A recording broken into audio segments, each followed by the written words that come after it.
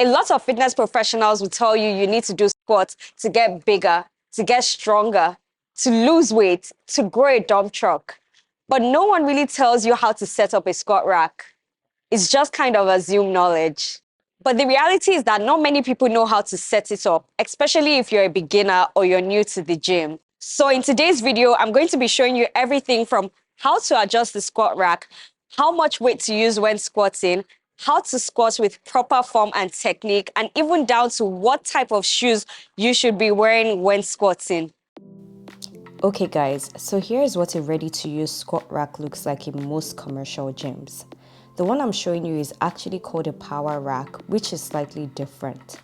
But for the purpose of this video, we'll call it a squat rack. It may not look exactly like what you have in your gym, and that's because they come in slightly different variations. But once you know how to use one, you'll most likely be comfortable using others. Guys, you won't always find the squat rack this organized with everything put together. So I'm going to dismantle it first and show you how to set it all up from scratch.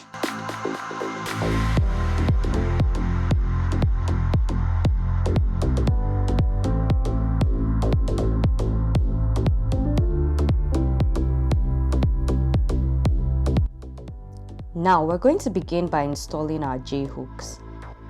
You can see that this rack has different holes which you can insert the J-hook into.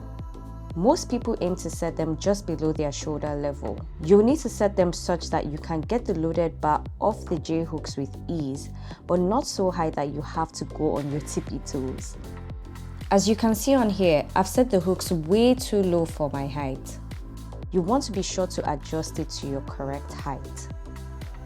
Next up are our safety bars. They go right here on both sides of the rack.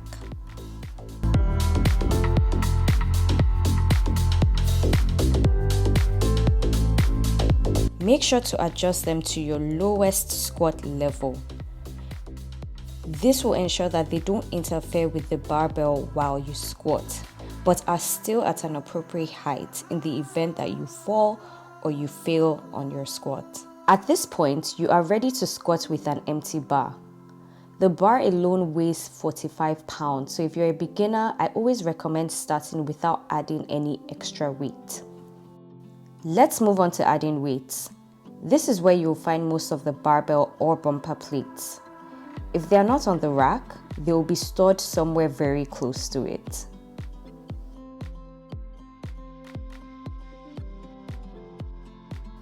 Proceed to load the barbell.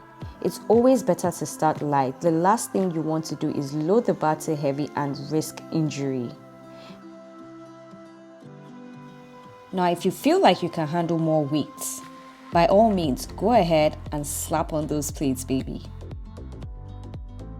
But to ensure that your plates don't move while squatting, you want to secure them with these clips that look like a pair of scissors. Hold on to both ends and squeeze to expand the hole. In the expanded state, apply the end of the barbell into the hole. Keep squeezing the clippers until you get to the plates and then release to lock in place. Removing them is kind of the same. Squeeze the clippers and pull all the way out. Now, if you release too soon, the clippers will get locked. So now that you're confident on how to set up the squat rack, let's talk about how to squat with proper form and technique. First things first, you'll want to ensure you're squatting with the correct shoes. My go-to are usually Converses, Vans, or weightlifting shoes. And if you don't have any of these, then just go barefoot. Why, you may ask? Is because when you squat, it's super important for your body to be well grounded and also for you to have proper stability. Wearing gel bottomed shoes or shoes with very thick soles do the exact opposite. Trust me when I say that your shoes make a whole lot of difference when it comes to squatting. Try it out and you'll thank me later. Okay, enough talk about shoes, guys. Let's get to squatting. Make sure to keep your feet out and try and figure out the best stance for you.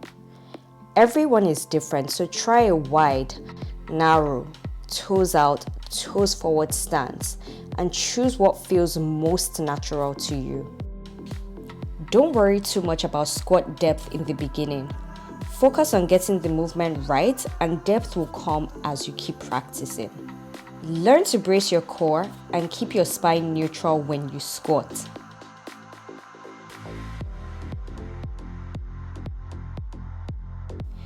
Do not overarch your back or let your knees cave in. Keep those knees in line with your toes and wide open. And now it's time to brave the squat rack. Use the barbell alone first, no ego lifting please. Practice makes perfect, okay? Now with an overhand grip, stand under the barbell to ensure it's resting on your upper back. Pull your shoulder blades back so that the bar can rest comfortably on the shelf created by your shoulder blades. A common mistake I see is placing the bar too high up your neck.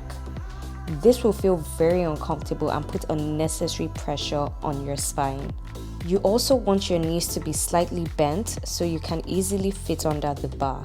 Proceed to extend your legs into an upright position while lifting the bar from the J-hooks. Next, you'll want to stand back as you move the barbell away from the rack.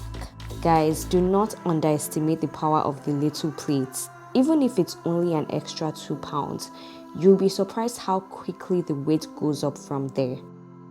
If you can't squat a parallel with the bar, then you have no business adding more weights. The goal should always be to squat heavy with proper form and technique. And there you have it, guys. My goal is to give you the courage and confidence you need to squat properly, even if it's your first time. So guys, we've come to the end of this tutorial. Remember that we all started from somewhere and there is no shame in being a beginner. Do not despise the days of humble beginnings. So go out there and be great. But just before you go, make sure you give this video a thumbs up and also share it with anyone who you think might need to see this. If there's any other tutorial videos you guys want to see, make sure you leave them in the comment below and I'll be happy to bring them to you. Until next time.